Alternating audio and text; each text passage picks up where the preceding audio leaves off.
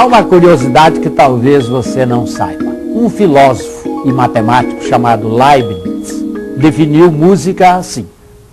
A música é um exercício de aritmética secreto. E muitas vezes aquele que a ela se entrega não sabe, não percebe que maneja números. Se nós recuamos, digamos, alguns milhares de anos, talvez vamos encontrar um homem na caverna que pintou lá um bisão, pintou um bicho qualquer. Talvez seja a primeira manifestação da arte. E qual foi a primeira manifestação da ciência? Registra-se como sendo a de Pitágoras, novamente um filósofo e matemático que, por volta do século V a.C., esticou uma corda e viu que ela produzia sons. Depois pegou a quarta parte, a metade, os 3/4 e criou uma escala musical. E novamente falou sobre música e número. Manejando frações, fez música. Não é interessante? O primeiro experimento científico da matemática foi numa arte, a música.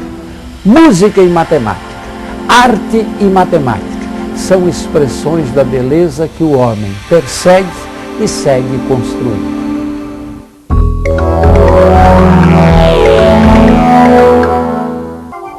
A música é, sem dúvida nenhuma, a arte mais popular do planeta.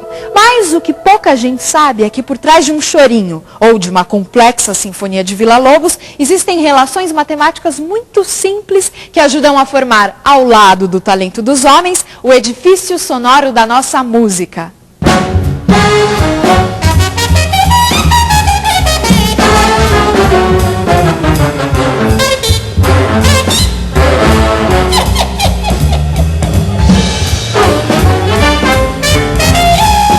Well, music is math because you're counting all the time, right? 1, 2, 3, 4, 2, 2, 3, 4, or 1, 2, 3, 2, 3, 3, or 1, 2, 3, 4, 5, 1, 2, 3, 4, 5, 1, 2, 3, 4, 5. The notes of the scale, each harmony is a frequency, which is mathematics. When they all come together, it's many frequencies. The overtone series, you know, each note has many notes above it, all mathematical formulas.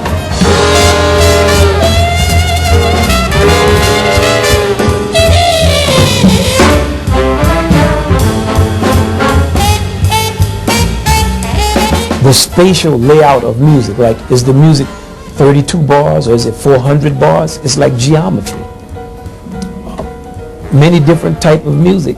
When you talk about a groove, like the samba groove, many different rhythms against one another. It's like math. Each rhythm represents a number and how the numbers interlock. So music is math.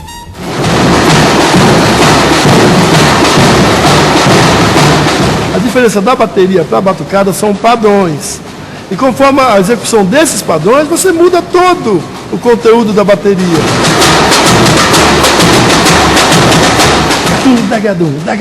Isso é um padrão de ritmo. Daqui a pouco, é automático, cabeça, boca. Isso são vários padrões, né? Isso é um.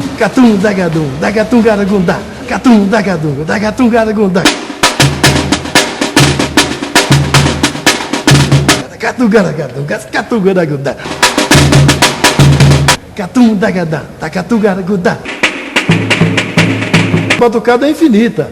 Batucada você bate na porta, bate na barriga, bate na mão, bate no pé.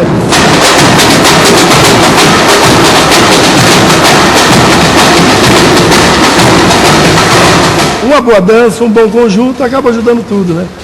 A função da bateria ela é essencial. Se não, é a mesma coisa que fazer um baile sem orquestra, né? Todo mundo sujo. Samba era o nome que se dava às festas que os negros realizavam no Rio de Janeiro no início do século XX. A escravidão tinha acabado há menos de 30 anos. E assim como o candomblé, suas manifestações religiosas, a música samba também era proibida. Madame diz que a raça não melhora, que a vida piora por causa do samba. Madame diz que o samba tem pecado, que o samba, coitado, devia acabar. Não é de hoje que músicas rítmicas como o samba, que excitam os nossos sentidos e mexem com as nossas emoções, são perseguidas. Essa história começa há muito tempo, lá na Grécia Antiga. O filósofo e matemático Pitágoras imaginou que as 7 esferas, os planetas que giravam como se pensava na época ao redor da Terra, produziam a música das esferas. Essa música não poderia ser ouvida pelos humanos simplesmente porque ela era a própria música da vida, que nós ouvíamos desde o nascimento. Assim como um ferreiro deixa de ouvir o som da sua bigorna, não ouvíamos essa melodia celestial.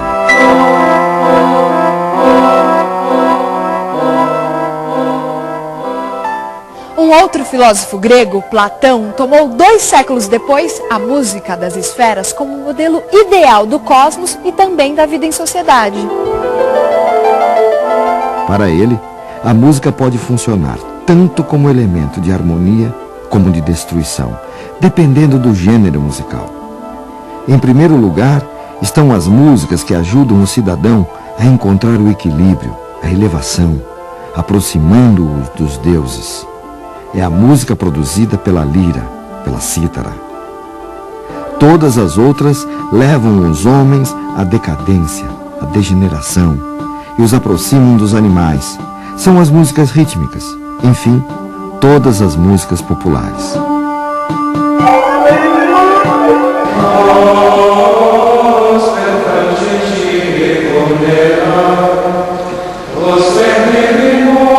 Em linhas gerais, a gente podia dizer que o canto gregoriano, ele é antes, acima de tudo, palavra cantada, não é? E não qualquer palavra, palavra de Deus cantada. Todos os textos que o canto gregoriano usa são, via de regra, extraídos ou, diretamente ou inspirados nas Sagradas Escrituras, né? Tanto no Antigo quanto no Novo Testamento.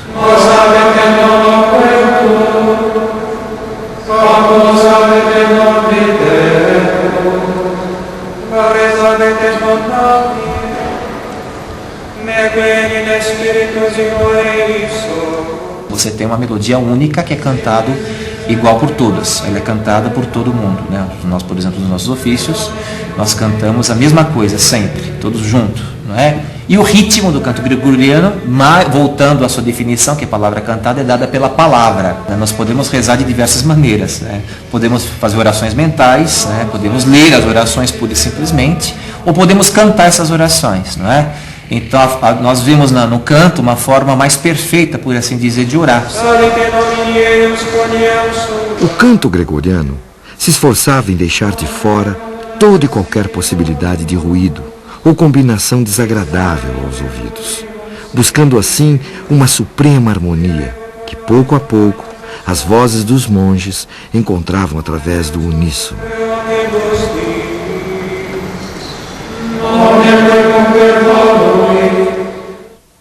A descoberta das relações matemáticas entre os sons nos explicam que notas ou intervalos são esses que reconhecemos como ruídos. Todo som é, na verdade, uma onda sonora que se propaga no ar em uma determinada frequência, uma pulsação. Dá uma olhada.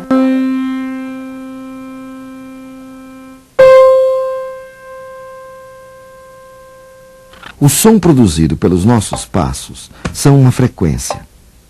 3 passos por segundo, 4 passos por segundo, 5 passos por segundo e assim por diante.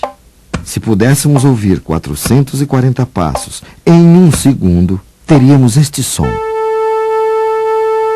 Esta é a nota Lá. Essa frequência é de 440 Hz, que significa 440 pulsos em 1 segundo. Todas as outras notas musicais são também frequências. Quando tocamos 2 desses sons juntos, estamos, na verdade, combinando frequências distintas. Neste caso, temos 2 notas Dó, uma mais grave e outra mais aguda. Vamos reduzir as frequências igualmente de maneira que possamos ouvir as pulsações como passos. Para cada passo deste Dó, 2 passos deste outro. Portanto, uma mesma nota, mais grave e mais aguda, tem uma relação matemática de 1 para 2. Se combinarmos o Dó com um Sol, teremos isso. Para cada 2 passos do Dó, 3 do Sol. A combinação de um Dó com um Fá gera a fração de 3 para 4. Esses são os intervalos mais agradáveis ao ouvido humano. São formados por frações simples: 1 para 2, 2 para 3, 3 para 4. Agora, veja só esta combinação: um Fá com um Si. Uma grande confusão, não é mesmo? Um intervalo de 32 para 45. Elas começam juntas e só vão se encontrar depois de 32 passos do Fá e 45 do Si. Vejam vocês que por trás dessas combinações menos ou mais agradáveis aos ouvidos, existem frações numéricas justamente mais ou menos complexas. E essas frações complexas é que foram evitadas nos cantos gregorianos. E ainda fez com que a igreja, na Idade Média, proibisse a sua execução. E elas ficaram conhecidas como diábolos em música, o diabo na música, ou apenas trítono. Trítono, o diábolos em música, é na verdade a combinação de 2 sons que tenham entre eles 3 tons inteiros. Num piano fica fácil de ver. Entre uma tecla preta e uma branca, temos meio tom. Se pegarmos um Fá, por exemplo, meio, 1, 1,5, 2, 2,5, 3. Entre um Fá e um Si, temos um trítono. Para entender isso melhor, teremos que dar um novo passeio pelo mundo grego e conhecer um pouco mais o trabalho do filósofo e matemático Pitágoras. Mas isso no próximo bloco.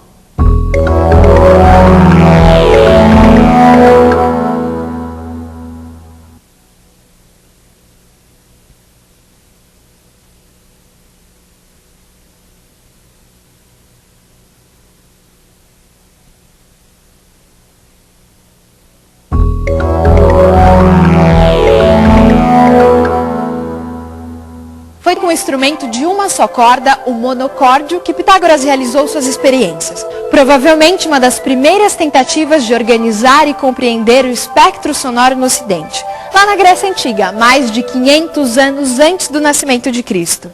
Pitágoras percebeu que o som produzido por uma corda esticada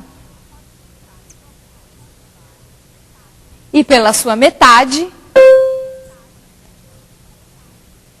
eram reconhecidos pelos nossos ouvidos como sendo o mesmo som, mais grave e mais agudo. É como se ele fosse produzido por um homem.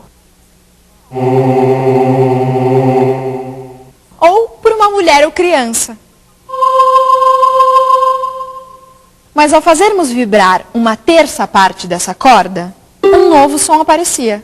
Tocados simultaneamente, esses sons produziam uma agradável combinação ao ouvido humano. Dividindo sucessivamente essa corda em sua quarta parte, quinta, sexta e assim por diante, Pitágoras foi organizando matematicamente o espectro sonoro e encontrando as relações matemáticas existentes entre os sons das muitas escalas, das mais diversas regiões e épocas da civilização grega. Muito provavelmente foi partindo de um raciocínio semelhante que nasceram as escalas musicais em outras culturas. Se o som produzido por uma corda e o som produzido por essa corda, reduzida a uma terça parte, produzem uma combinação agradável, o que aconteceria se, repetindo o mesmo raciocínio, também dividíssemos esta corda que produz esse novo som em 3? Um novo som surgirá, que combina perfeitamente com esse segundo e também com o primeiro. E foi provavelmente assim que há muitos séculos atrás, algum músico chinês, colecionando sons a partir das sucessivas divisões do som original, começou a criar uma escala musical, até que ele se deparasse com o 6º som produzido por essas sucessivas divisões.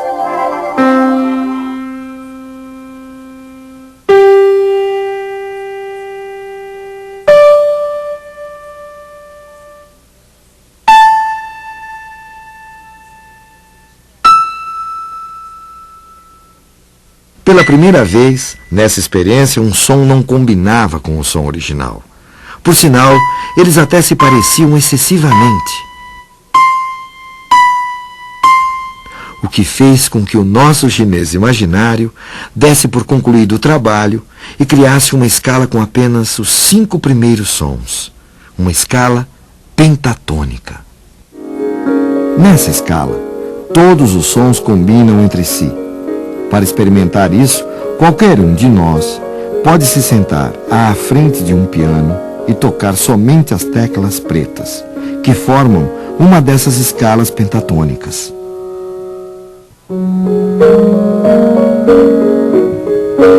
A escala pentatônica é a escala da música oriental, especialmente da música chinesa, japonesa e dos hindus. E é uma escala onde todos os tons têm uma relação matemática idêntica entre si. E isso provoca um sentimento de harmonia, de igualdade, que é um sentimento também da civilização chinesa, da arte chinesa como um todo.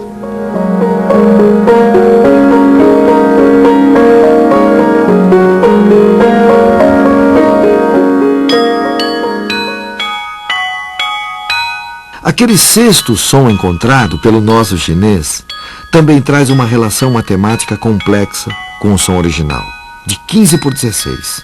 Além do que, 15 por 16 é quase 16 por 16, ou seja, 1, o som original. Pela extrema semelhança e pela complexidade existente na relação desses sons, ele foi afastado do universo sonoro chinês. Foi justamente a incorporação dessas combinações de sons que incomodavam o ouvido que deram vida à música tonal, imortalizada pelo compositor Johann Sebastian Bach.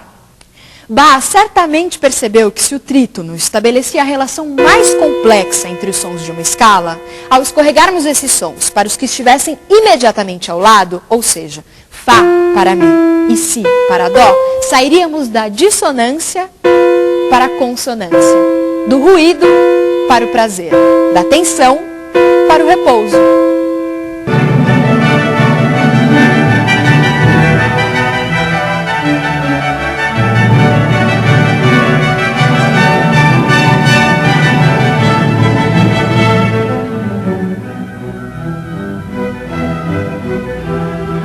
Bach, na prática, procurou unificar todos os conhecimentos que ele obteve a partir dos compositores franceses, italianos e dos alemães, gerando uma espécie de sistema lógico de composição.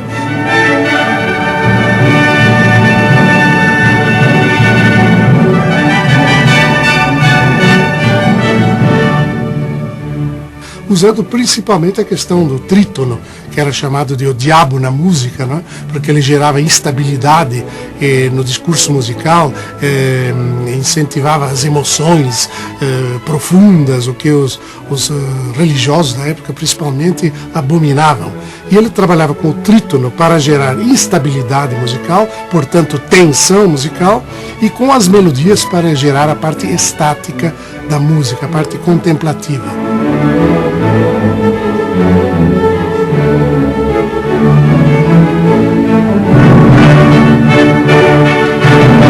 Ele conseguiu realizar o sonho de todos os compositores de todos os tempos, encaminhar a música para uma organicidade tal que em nosso tempo Villa-Lobos viria a dizer que ele não havia apenas produzido a melhor música de um país ou de um tempo, mas ele havia descoberto os segredos da linguagem universal, cósmica da música.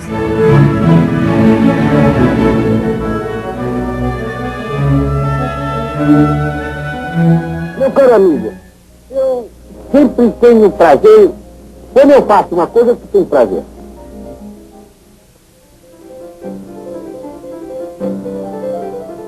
O fascínio de Villa-Lobos, pela obra de Bach, nasceu quando o ainda menino estudante de violoncelo foi apresentado às músicas do Cravo Bem Temperado.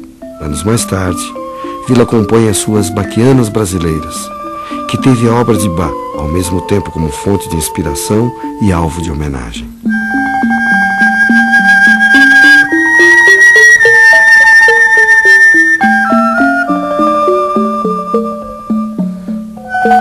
Tão importante quanto a influência dos compositores clássicos foi o gosto de Villa-Lobos pelas modas de viola, as cantigas de roda, os cantadores e repentistas que ele ouviu em suas viagens pelo interior do país no início do século XX.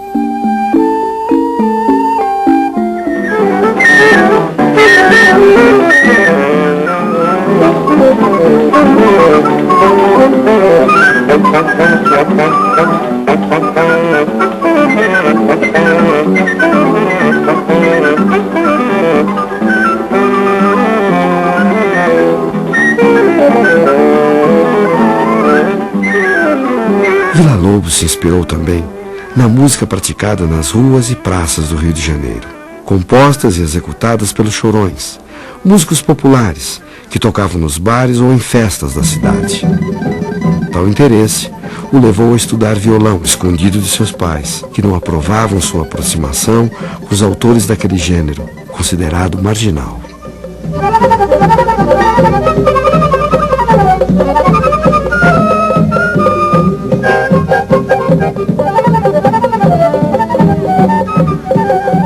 Villa-Lobos imortalizou e elevou o choro à categoria dos grandes gêneros da música mundial, ao compor um ciclo de 14 obras intitulado Choros. São uma nova forma musical, onde aquela música urbana se mescla a modernas técnicas de composição erudita.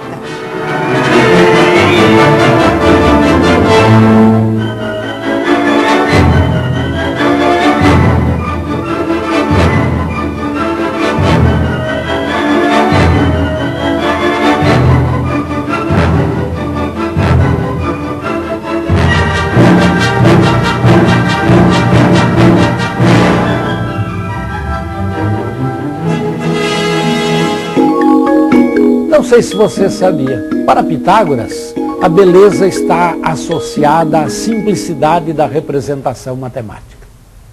Por exemplo, o cubo era para Pitágoras a expressão a 3 dimensões mais bonita que ele podia conceber. Já no plano, o círculo e a sua harmonia era o que havia de mais belo. Ele gostou tanto dessa sua ideia que chegou a dizer: tudo é número. Isto é, ele queria dizer que todas as relações possíveis podiam ser expressas por uma relação matemática. E quanto mais simples fosse essa relação, mais bela seria esta expressão. Realmente, se nós olharmos bem as relações em diversas ciências, elas são tão mais belas quando a expressão matemática que as exprime é simples, singela, objetiva, fácil de entender.